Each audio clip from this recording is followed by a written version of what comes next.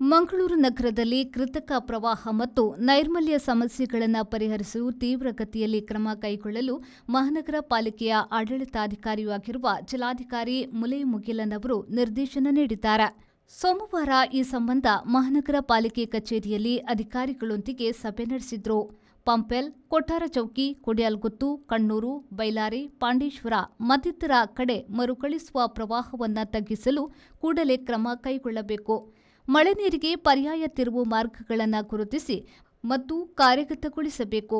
ಪ್ರವಾಹಕ್ಕೆ ಕಾರಣವಾಗುವ ಜಲಾನಯನ ಪ್ರದೇಶಗಳ ವಿವರವಾದ ಮೌಲ್ಯಮಾಪನವನ್ನು ನಡೆಸುವಂತೆ ಅವರು ಸೂಚಿಸಿದರು. ಚರಂಡಿಯಲ್ಲಿ ನೀರಿನ ಹರಿವಿಗೆ ಅಡಚಣೆಗಳನ್ನು ತೆರವುಗೊಳಿಸಬೇಕು. ತಾಂತ್ರಿಕ ಕಾರ್ಯಸಾಧ್ಯತೆಯೊಂದಿಗೆ ಸ್ಥಳವಾರು ಪ್ರವಾಹ ತಗ್ಗಿಸುವ ಯೋಜನೆಗಳನ್ನು ರೂಪಿಸಬೇಕು ಎಂದು ತಿಳಿಸಿದರು.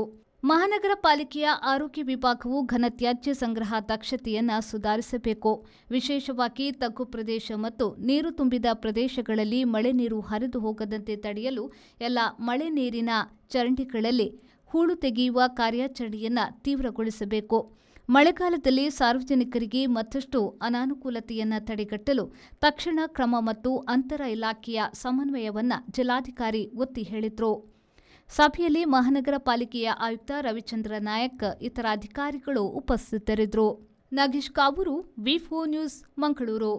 Every action has a multiple reactions in an industry. Safety is what comes first, and that is what we provide. Induscare Equipments, manufacturers and suppliers of industrial safety equipments. We provide safety equipments like gloves, masks, safety helmets, earplugs, safety belts, safety shoes, gumboots, safety goggles, industrial and medical coveralls, fire protection and arc flash suits, road safety equipments, and all industrial fire and safety accessories. Your safety is our priority. Induscare Equipments, KVSS Bank Building, Koolur, Mangaluru. Call 0824 2458 754.